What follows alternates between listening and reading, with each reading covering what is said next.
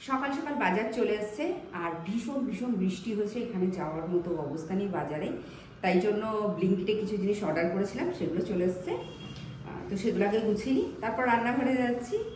আর তোমরা সবাই কেমন আছো? আর নমস্কার, বর্তমান ঘটনাটা ব্লগ থেকে সবাইকে স্বাগত। তো চলো সেগুলো সব গুছিয়ে নিই। মোটামুটি বাজার হাট যা এসেছিলো গুছিয়ে ফেলেছি। দুপুরে আজকে রান্না করব হলো খিচুড়ি, তার সাথে অন্য কিছু, কিন্তু ওই ভিডিওটা দেখাবো না। কিন্তু স্পেশালি আজকে বানাবো একটা মিষ্টি, কিন্তু বাড়িতে আমাদের সবাই মিষ্টি খেতে ভীষণ ভীষণ ভালোবাসে, আর এই মিষ্টিটা খুব তাড়াতাড়ি হয়ে যায়। আজকে আমি বানাবো ক্ষীর সিমই।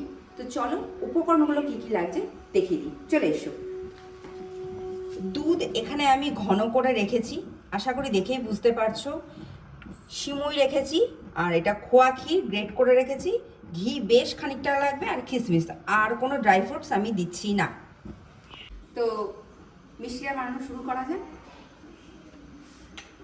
প্রথমে ঘিটা দেব, বেশ খানিকটা ঘি, কিন্তু অনেকটাই লাগবে, কিছু করার নেই। দিয়ে দিয়েছি, এবার আমি সিমইটা দিয়ে দেবো এর মধ্যে। এটা খুব ভালো করে ভেজে নিতে হবে। এই সময় আমি চিনিটা দিচ্ছি, যাই হোক ভিডিওর প্রথমে আমি বলতে পারিনি, চিনিটা অল্প দিচ্ছি।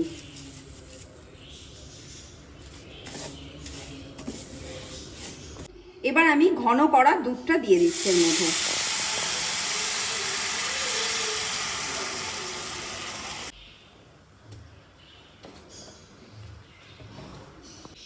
খুব ভালোভাবে সিমইটা দুধের সাথে মিশে গেছে। এই সময় আমি বেশ খানিকটা খোয়া ক্ষীর দেবো। খোয়া ক্ষীর কিন্তু অনেকটা দিতে হবে, কারণ যেহেতু সিমইটার নামই হলো খোয়া সিমই।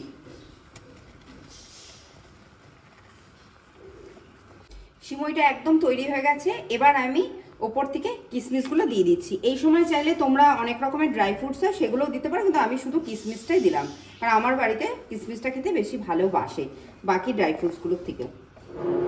আর একটু হতে দেবো, দিয়ে আমি পরিবেশন করব। তৈরি হয়ে গেছে ক্ষীর সিমই। আজকে তো আমরা সকালবেলায় এটা দিয়ে ব্রেকফাস্ট করবই।